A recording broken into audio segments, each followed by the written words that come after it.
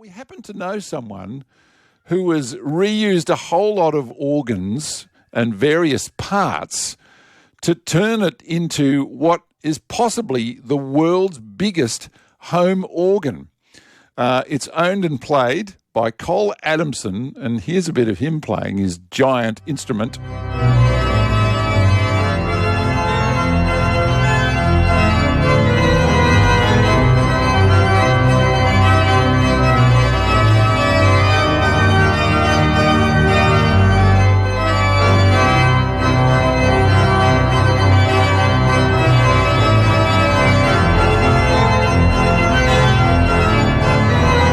That's the Toreador song from Carmen by Bizet, played by Cole Adamson, who has put together the most extraordinary instrument.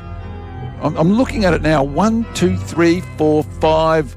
Is that 6 keyboards? Plus he's playing with his feet, plus there's various computers around him. It's absolutely extraordinary. So if you think you've got troubles fitting an organ into your lounge room, just think of Cole Adamson, who's with us now. Hello, Cole. Good morning, Nick. Thank you for having me on. My pleasure. Look, I'm just looking at this amazing instrument. How did you put this together?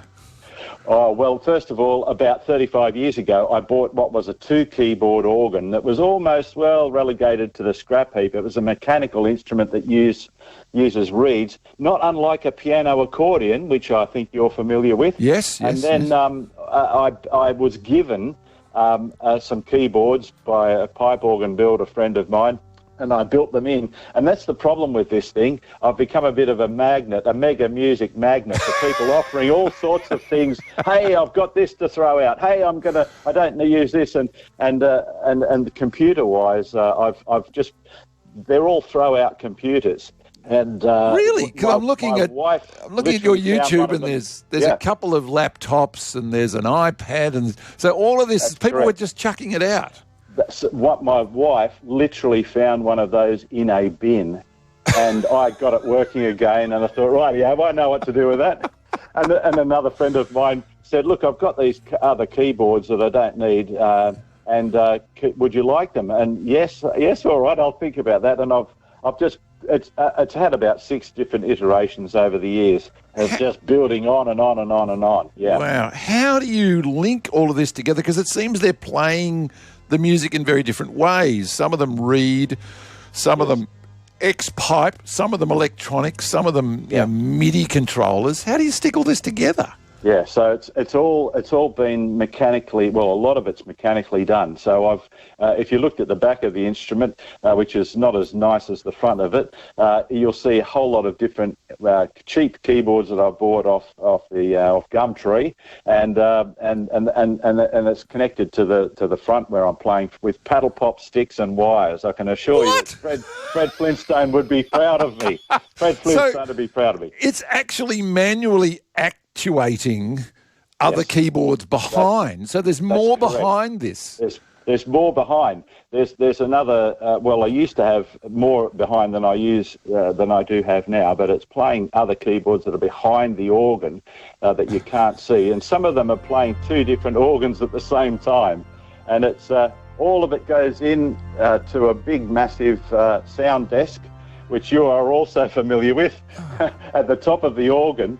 And that was also given to me by a friend who had no need of it. And all of that just plays out of some massive speakers. It sounds fantastic. I suggest it's the world's largest home organ, that's for sure. I would love to be listening to this through its proper speakers sometime. I have to say, Cole, it must be magnificent. But who do you play for? Is it just for your own amusement, for your own pleasure?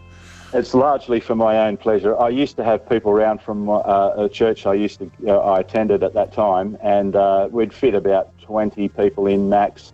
Largely, it's just for my own pleasure now, and I do very much enjoy it. I certainly will have people around, whenever it's possible. COVID didn't help that, did it? No. Oh boy, closed the confined space.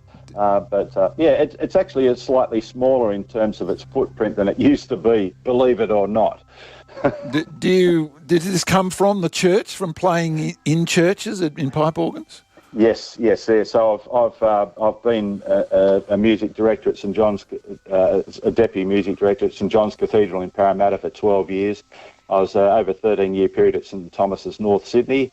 That's the one where the King was recently. And I'm back there again this Christmas at St Thomas's for North Sydney for massive Christmas carols. We've got nearly over 45 in the choir and an orchestra that's there playing. I've arranged all the parts for the orchestra, and we're starting rehearsal this Sunday for the 15th and 22nd from 6 p.m. I do love playing the instrument. The organ is just a massive tonal palette that you can tap into and play from the most beautiful of contemporary pieces to the wildest, largest of organ repertoire. One of the organs that it plays is based on the organ at Notre Dame Cathedral, the organ builder that did a lot of the work at that massive cathedral that's just come back online. And it's a huge instrument and beautiful to play. Yeah, I'd imagine having control of a pipe organ with those giant bass pipes must be something really special to have your fingers on one of those. It is indeed. In fact, if this were a pipe organ, it wouldn't fit in my home probably 5 times over. Like I'd need you'd need a huge place because a lot of the pipes would be over 32 feet in length. Oh, so it's the largest instrument that humans play, really, isn't it? The pipe organ. It is indeed, yes. Yeah, it is. And you're a bit of a musician yourself, Nick. I am of various strings, mostly, various small strings. Yes. In fact, it's lovely. I was wondering actually whether you might have any Rheinberger in your repertoire. That is my very, very, very distant relative Joseph, who was composing in the late 1800s in Germany. Yeah. Mostly composed for organ and choir. How about that? Look, I am vaguely familiar with that name, yes, but I'm not that much of my brow in music is quite low. I'm largely self-taught. Your brow in music is quite low. I'm listening to you do Offenbach and come on, Bizet. Yes, and do you know what? A lot of that, some of that I have music in front of me, but a lot of it I've learned the hard way. Just listening to it and having a crack. Well, so I'm largely self-taught. Well, I'll ask you the same question which I asked of Barry Morgan from Barry Morgan's House of Organs yesterday, is it must make you sad to see how many of these instruments are just going to the tip. Yes, because not everybody can rescue them like you, Cole. That's correct, and it's largely from maybe an unappreciative community thinking that organs are old hat. And maybe it's also because there's less people being able to service them and so on. But it's a sadness, I think. Hopefully it'll have a bit of a resurgence because it's a marvellous instrument that can play wide repertoire and allow a huge expression, even more than I would say any other instrument at all. It is like my instrument's a symphonic instrument. It can play all of the instruments of the orchestra as well as the organ sounds as well. It's a marvellous instrument and hopefully it'll have a resurgence, but it is a sadness. Last night, ironically enough, I got a text from a friend that said, I've got some old hymn books and some old organ and a piano, hint, hint, do you want them or do you know anyone? But maybe there is an organ, a Facebook site in Australia. So if people want to put some stuff off on there, just have a troll through Facebook. Well, we were called by the person that administers that and founded that page last night. It happens to be one of our listeners. So that is amazing. Yes. And I must say, Cole, occasionally the videos of you playing cuts to your feet, which is the thing I probably most admire about people that can play the organ, because without looking, they can just play the bass and you're fiddling with the volume as well. Can I put it to you, this is the best possible thing to ward off the Alzheimer's?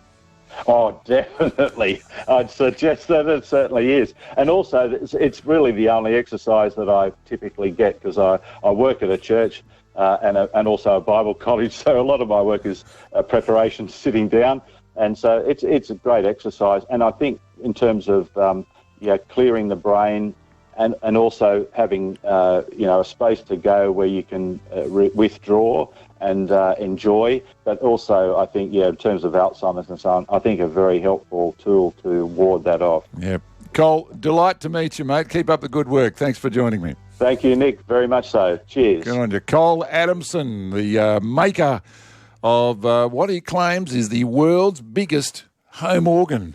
Geez, I should get some more organ music, I reckon. We could go for Booker T and the MGs, or maybe one of the Dolly brothers. I think we should continue this theme indefinitely. In fact, you might be hearing me on ABC Saturday Breakfast right around New South Wales coming up in a couple of weeks. So I might give that another go.